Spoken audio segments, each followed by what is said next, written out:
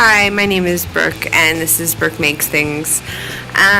Today we are going to be doing a palette setup and a review of the ARTEZA tube set of 12 that you can get anywhere basically. On Amazon I got it for, I think it was like maybe 15 bucks, super cheap.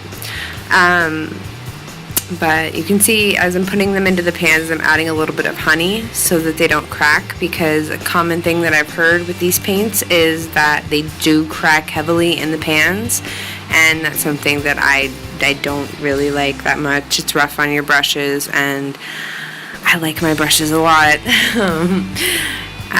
But yeah, I kind of messed up a little bit. I think I'd rather have put the yellow ochre next to the lemon yellow, but can't be changed now. Already what's done is done. But other than that, they seem to flow really nicely. With the honey added, they're they've got a smooth consistency, and even you can see me clean up a little bit because they added a black and a white, which I'm not a huge fan of, but whatever. And with every single palette that I create, I do a swatch sheet. I make it myself to fit inside the palette that its home is. So for this one, I'm going to just be testing the transparency and the way it reacts to water. And that's what these little diagonal lines are, just to see how the transparency is with these watercolors. And for the price point, hopefully not too bad, but I've heard pretty good things about them when it comes to this. But yeah, the yellow looks good. The reds are very vibrant. I will admit that this is straight out of the tube. They have not dried yet, so when I do the actual painting in my review, the pans will have dried. But this is just straight out of the tube, and they look very vibrant, very beautiful. And they're reacting with water very well. Yeah. The black is okay. I honestly don't mind black in a set, because I will use it in certain circumstances, like if I'm drawing a more cartoonish painting. But when I'm drawing something natural, I do usually prefer to mix my own gray tones and neutrals. The typical burnt sienna ultramarine combo is a favorite of mine. But yeah, the white is kind of pointless in my opinion, but maybe if I do a squashy pastel thing, I'll use it. I don't know. This is how they dried, which is not bad considering. And we're gonna do it now, the sketch. And for the sketch, I chose just to do a very simple house. I used a reference image from Pinterest. And it's just a basic house. I kind of decomposed it a little bit. There were trees in the foreground and a little bit extra stuff, but I decided to narrow it down to just the basic structure of the home, because this doesn't need to be a full-fledged art piece. I'm just testing the paints and how they react to each other, to the paper, to all that. And I think the important part is the paper itself is B quality. It's B Paper Company paper, and it is supposed to be 100% cotton, and I've had pretty decent luck with it, but my range of paper experience is not that wide.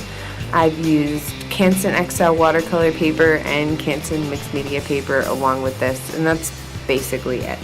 Hopefully one day I'll get to broaden my horizons, but at the moment I'm happy with this notebook that I have right now.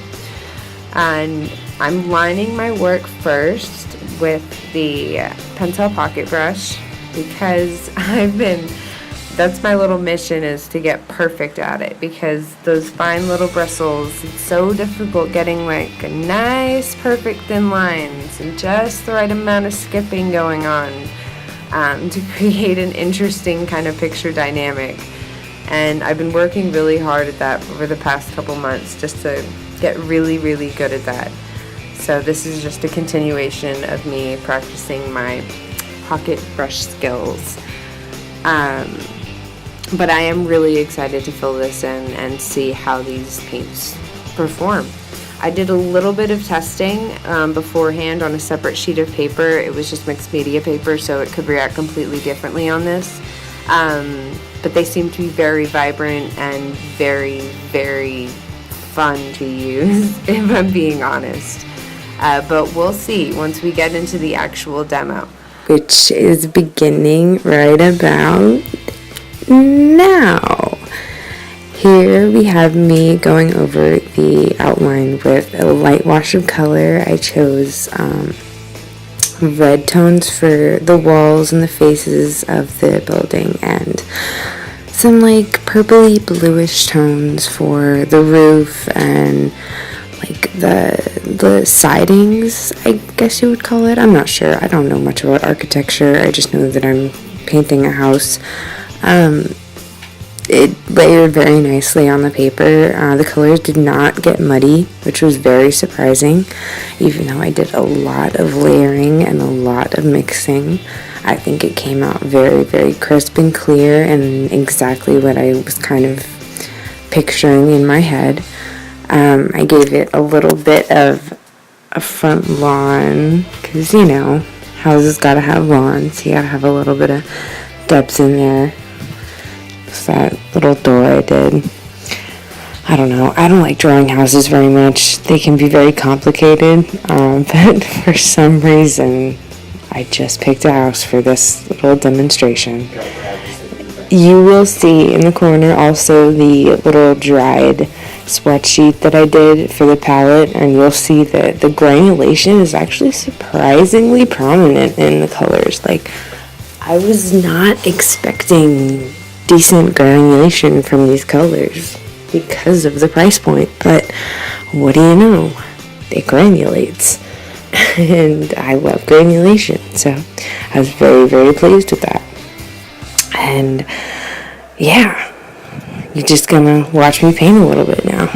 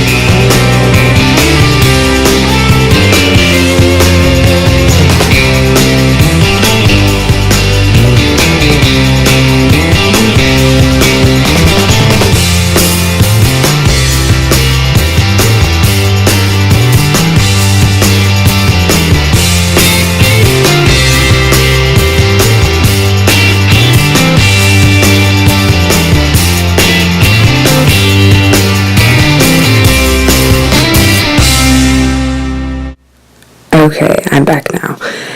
Now that we are finally getting into what the piece truly should look like, which is a very kind of dark, foreboding house. From the beginning, when I first introduced the paint, but you couldn't tell where it was going then. But haha, got you there. Look at this. Now it's a dark house. I was very enamored with these colors, and I wanted to see how well they would layer.